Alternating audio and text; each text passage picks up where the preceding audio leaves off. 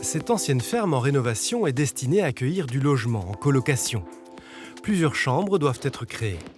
Pour séparer les pièces, des cloisons en ossature métallique sont montées. Une ossature en bois peut également être utilisée.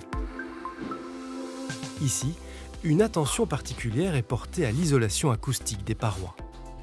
Cette ossature métallique est désolidarisée en périphérie pour ne pas qu'il y ait de transmission. C'est la bande de jute.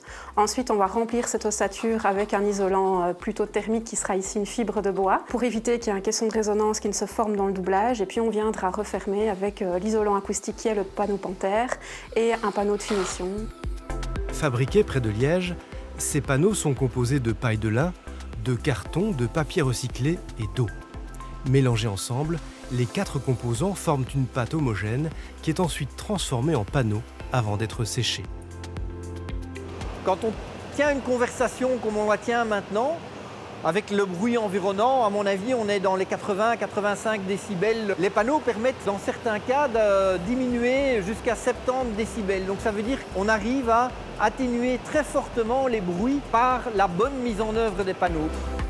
Ces panneaux rigides d'isolation acoustique peuvent être associés à un panneau OSB, une plaque de plâtre ou une plaque de type Fermacell composée de gypse et de carton recyclé. Le panneau Panthère ne pourra jamais être placé seul, il faudra toujours lui mettre un panneau de finition et c'est ce qu'on voit ici. Donc il y a un panneau de finition prévu dessus et on peut trouver différentes qualités de panneaux de finition. Les murs intérieurs peuvent également être montés avec des briques. En éco-construction, on préférera la brique de terre crue à la brique de terre cuite.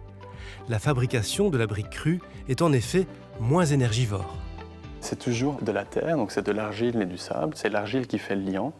Et donc c'est ça qui est important de savoir, la grande différence. C'est pour ça que le bilan carbone du matériau est bien meilleur, c'est qu'il n'y a pas de cuisson. C'est juste l'argile qui va coller. Et alors ce qui est super intéressant aussi, c'est qu'on est sur un matériau qui est circulaire. Car l'argile utilisée pour ces briques ne vient pas de loin. Cette entreprise bruxelloise récupère de la terre d'excavation extraite lors des nombreux chantiers de la capitale. On s'est rendu compte qu'à Bruxelles, et dans toutes les grandes villes, c'est à peu près la même chose, c'est 2 millions de tonnes de terre qui sont creusées chaque année pour pouvoir faire des tunnels, des travaux d'infrastructure. Et souvent, ces terres, elles ne sont pas revalorisées. C'est un déchet économique, ça coûte de l'argent aux promoteurs de s'en débarrasser. En fin de vie du bâtiment, l'argile retournera au sol ou sera remodelée. Elle pourra servir notamment comme base au pisé, un matériau ancestral revisité aujourd'hui pour la construction de murs aux reliefs et aux motifs originaux. Les murs en pisé peuvent être porteurs ou non.